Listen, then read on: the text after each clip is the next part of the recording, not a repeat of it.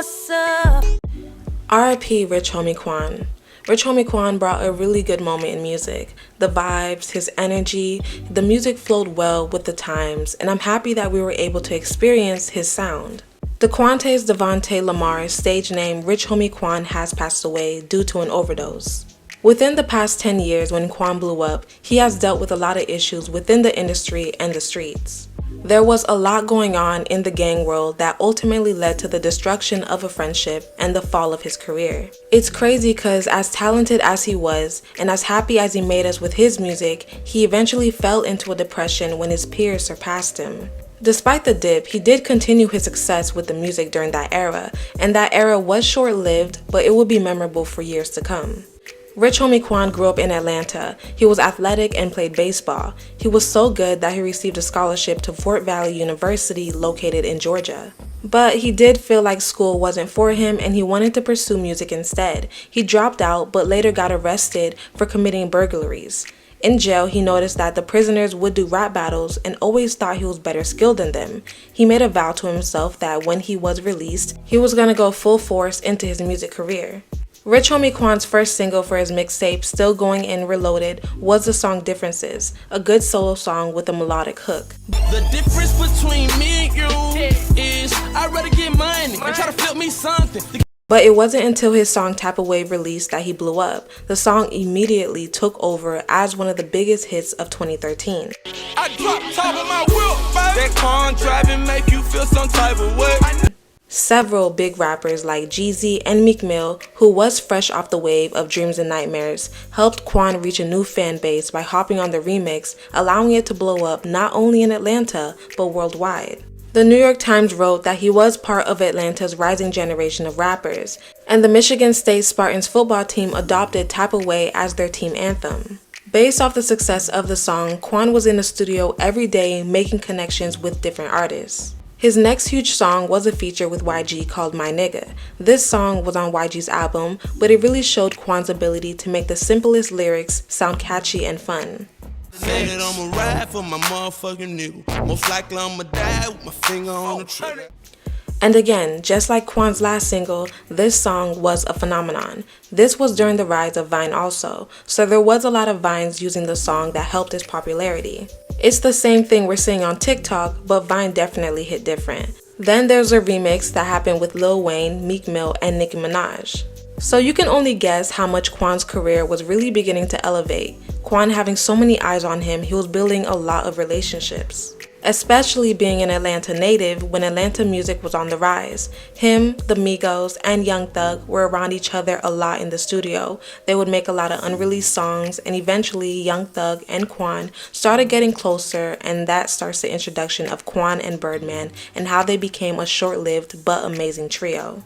Although Quan was hitting new groundwork, he had a label that was supporting him. Think It's the Game Records, which is under Def Jam. Quan's life went from 0 to 100, and with that came the fast life. This was the initial start of Rich Homie Quan's drug use, but eventually it would worsen the more successful he got. Being introduced to drugs by his TIG family, which was allegedly Trinidad James. Oh hell yeah, man, I was on Molly every day. Oof. Listen, geeked up. Bite down. Listen, I'm talking, bro, I felt like I couldn't do a show or a song without being on Molly. When did that start? When did the habit start? When the habit started, shit.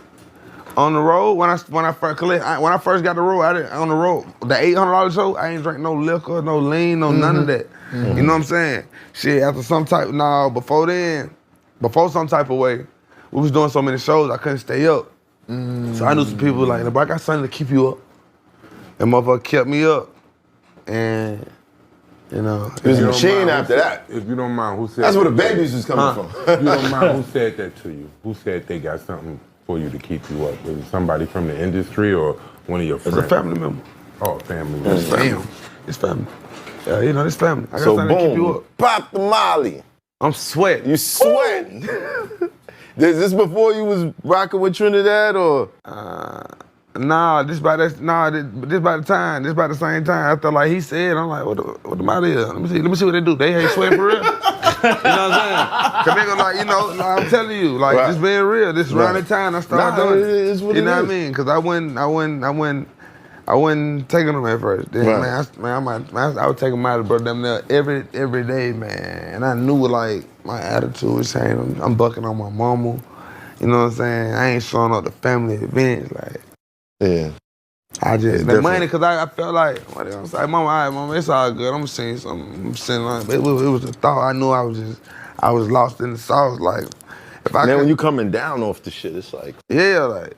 you're like, I don't want to talk to anyone. Anyone, then you know that. So then I'm already got this cloud over my head. You know? You're like Smeagol coming down off that shit. I went and bought black curtains all in the house. That's how I knew I was tripping, bro. I did not want the sun to come up, bro. The facts. I brought, it was black curtains The all sun in the brought house. this. In 2013, his mixtape, Promise to Never Stop Going In, is considered one of the most critically acclaimed. His ambition was at an all-time high, and so was his relationships.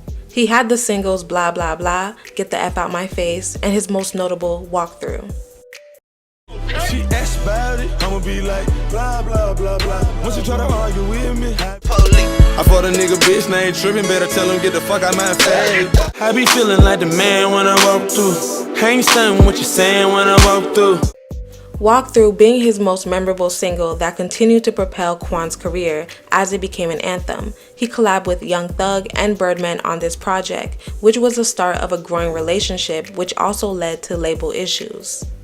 Rich Homie Quan was signed to TIG Records. Although the label helped him, he also wasn't happy with the label's layout with his contract. Quan signed a deal when he was dirt broke out of prison and in between jobs, so this label was only paying him $19,000. I signed for $19,000. I was so broke, but I was so smart. Listen how smart I am. $19,000. I know I don't have a job. So this is what I told Fly. I said, look, Fly, I don't even want all my money up front. Pay me every week. So I was getting $400 every Friday. I will have every Sunday, every Friday, I will meet him or have him get it. Cause I started treating it like a job in my mind. Cause I knew if I got 19,000, I was going to mess that money up fast and it was going to be over. Yep. As you can guess, after a while, it irritated him because he was getting $400 a week but making triple that doing shows. So when he grew a business relationship with Birdman and Young Thug, he saw a better opportunity to make money with them versus TIG. Quan's growth in the industry was fast-paced, his work schedule mixed with his drug use, he began to have issues being present and focused while working.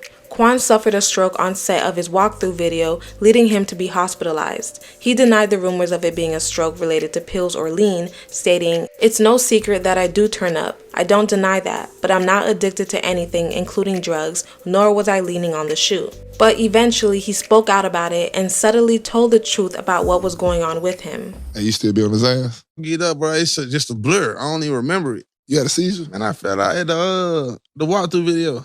Video, man. I fell out. Like, it was so crazy. You know, like, I don't even remember the season. I didn't remember waking up in the hospital, my whole face busted. I swear to God, like, from right there, I look at my face, I just look like I'm finna fall out.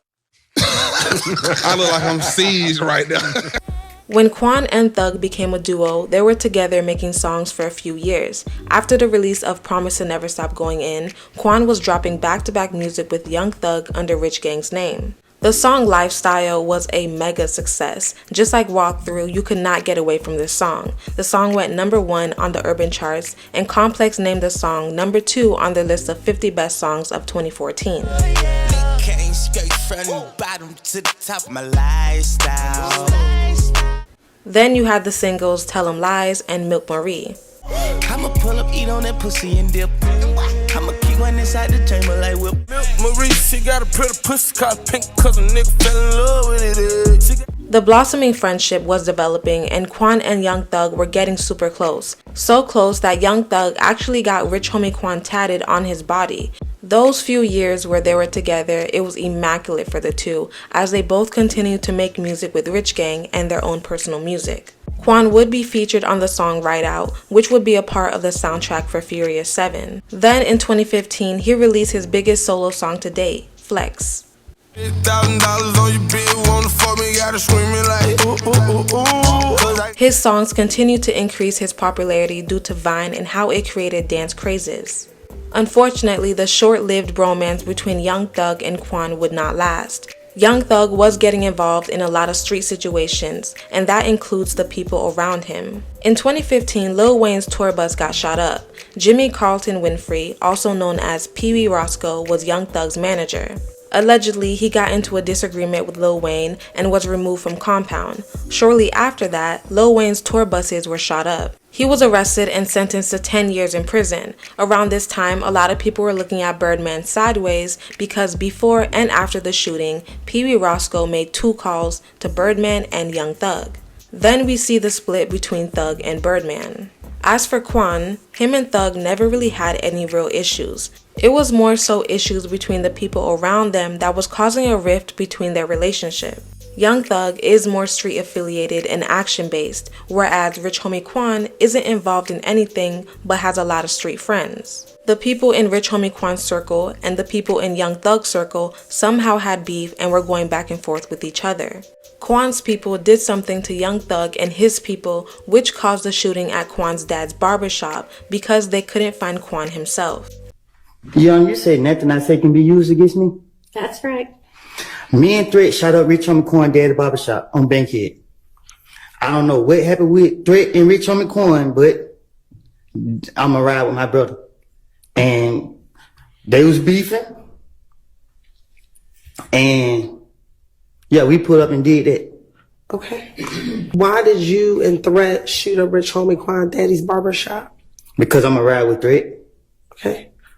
Did Threat tell you why he was shooting I up won't the ask no barbershop? question. I just say let go. And when Rich Homie Quan's barbershop was shot up, was that in September of 2014? Do you remember? I don't know when. I know we went up there and shot it up. Okay. Was it before Nut was killed? Yes. Do you remember what happened the day that you and Threat shot up Rich Homie Quan's daddy's barbershop? What you mean? Do you remember that day? What led up to you going to the barbershop and shooting it up? I told him let go do it. Threat was mad. He was like, he fucking keep scaring my language. He was talking, playing like we somebody to play with. And I was ready. I had them choppers on deck. We went to send a message. What time did you go and shoot up? I ain't telling you that. Okay. You said that you all went to go send a message. What message were you sending? We ain't the ones to play with. Okay. Did something happen between Rich Homie Quan and Threat prior to you all having to go send a message? Yeah, but I don't know nothing about it. So how do you know something happened if you don't know anything about it? Because I can't say for facts if it's the truth. As revealed by YSL Woody for Young Thug's RICO trial, as he admitted to committing the shooting. As a result, Rich Homie Quan's father was hospitalized. For a moment, he knew things were getting really serious, and he had the thought to quit rapping. A really bad situation recently where your dad got shot. Yeah, man. How hard was that getting that type of news? That shit, that was pretty hard, bro. You know what I mean? I really try not to talk about it, but like, that shit that was hard, man. You know what I mean? But at the same time, I got a career still at hand, you know what I mean? And at the same time, like, my career doesn't stop. You know, so, you know, I go see him every day, you feel me? Like, to this day, my dad still is in the hospital, bro. You know what I mean? Like, Oh, he's still in the hospital? Yeah, he's still in the hospital. You know what I mean? My dad been in the hospital for 2.5 months. You know, like, that shit hurt, it hurt me, but at the same time, bro, it's like, and like, I came to a point where like, I want to start rapping for a moment, bro. But at the same time, I thought about it like, shit, it's the only way I can provide for my family. And if I start rapping, like, I got people who's on salary who gets paid. Like, if I start rapping, they can no longer feed their families. You know what I'm saying? You know what I mean? Like, that shit hurt. You gotta think, like, look, bro, listen, bro. My grandma just died last week, bro. My dad in the hospital, bro. The mama that raised him, bro, he can't even go to her funeral, bro. There be a lot of them. Do you feel? You feel me? Like, Do you feel after that situation? Do you feel like you need to get more security? You need to protect yourself more? You know, I wouldn't say that. Coming that close to home? No, it ain't even that, man. Niggas know, bro. Niggas know, like, bro, I ain't no hoe, bro. I don't know if the shots were for me, bro. You feel me? But like, whoever did it, bro, like, man, that shit was lame, bro. Young Thug was beefing with a multitude of sets, including YFN Lucci. YFN Lucci's mother house was shot up. For Thug's RICO case, he was being accused of ordering the hit and gloating about it in his song Bad Boy. Mr. Williams got into a beef, if you will, with another rapper by the name of Rayshawn Bennett, also known as YFN Lucci. At some point, Lucci's mother was shot at, and the song comes out with Bad Boy that says, let's see, you better watch the way you breathe around me, for that breath be your last, boy. Smith & Wesson 45 put a hole in his heart, better not play with me. Killers, stay with me. I shot at his mommy, now he no longer mentioned me. Things began spiraling with their own personal relationships. Although they still didn't have direct issues, their bromance left sensitivity to one another. Quan was doing a performance where a male fan touched his leg, and Quan referenced Thug on not being on that GAY mess. You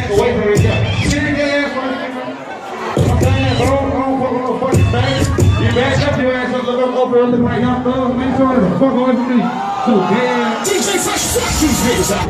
So, bro, just get the fuck away from me. I don't like sisters, nigga. I'ma knock your ass the fuck out, bro. Get your ass, get your gay ass back, man. Hey, bro, get way back away from me. Thug was actually hurt by this comment and responded.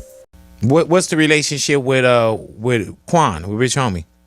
No, we don't have no problem. Okay. Like, I don't think we can be like how we used to be. Right.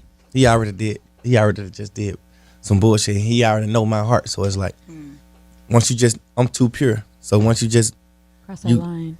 Yeah, you do that. It's like, no. I forgive. I always forgive. If I kill a person, I pray to God that He forgive me. If I do something to a person, I pray I get forgiveness. So I always forgive. I don't ever hold grudges on nobody. I forgive everybody. But on the shallow end, you know how people want more music and people want to put y'all together. You don't see that happening. No, right? Because it'll be just it's more personal as opposed to it's nothing about music. It's 100% personal. Like this was my brother. Yeah, it's just like, bro. Now it's like, man, you probably can't never get the blessing of having me on the song, and I can never get the blessing of having you on my song again. Damn. And as you say that to us, I don't know what you're talking about, but Quan, he know exactly what you're talking about. Yes, he did a show before, and I think a guy had touched his leg on the stage. Like a fan was like, "Yo," he was standing on the end of the stage, and people was touching him, grabbing his shoes, and he was like, "Yo, I ain't with that gay shit, nigga. I ain't with that thug shit." And it's just like, damn, you my brother. Like, nigga, I got your name tattooed on me. Like, the fuck is you doing? So it's just like, it's like that. Like, I forgive him because I know he really be drunk. Quan get drunk. Damn. He get drunk to the point where I have to carry him out the club. Like, so I know for a fact he was drunk, but it's like. So at the moment, there's not a conversation, nothing. You over here, he's over there, and it's just. Yeah. I heard he that. know what it is. Yeah. And I always tell people, I say, man, in life is like mathematics. You know what I'm saying? It's like you wanna add wisdom. You know what I'm saying? You want to add years to your life. You want to multiply your money. You know what I'm saying? You got to divide your time with us, your music career, your kids. That's division. And then there's times in life you got to start subtracting people too. You know what I'm saying?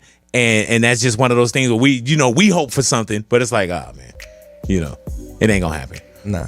By this time, things began to spiral in Quan's life as he was having issues with his record label TIG. Quan at the time was dealing with legal label issues of unpaid royalties, so he sued his label. His label then countersued him for a breach of contract because of him releasing music under Birdman. Seeing his peers surpass him and having legal issues with his label and them not allowing him to make money off his music, he was dealing with depression, and with the sudden decline in his career, as fast as it came, it fell at the same pace, and suddenly you weren't hearing from Rich Homie Quan as much anymore. Suddenly, he wasn't the hottest rapper and he wasn't getting as much money in shows. I booked every week though. So money ain't slowing down. 12,000, that's some good money still. It just ain't them 40s and them 50s I was getting. Right. But I'm still going to Dubai, you know what I mean? Dubai gonna give me more than that, so I'm doing Dubais and all that. But now me and Fly ain't talking because of the litigation, man. Fly not talking at all. You know what I'm saying? I can't drop no music. My show money down. Man, I got a dark cloud over my head, bro. It probably was the person. I would definitely say That probably was the lowest I was in my life. Cause you got to think, man, I went from here to here fast. You know what I'm saying? Right. And I blame myself, and it's growth. And I know it was my fault.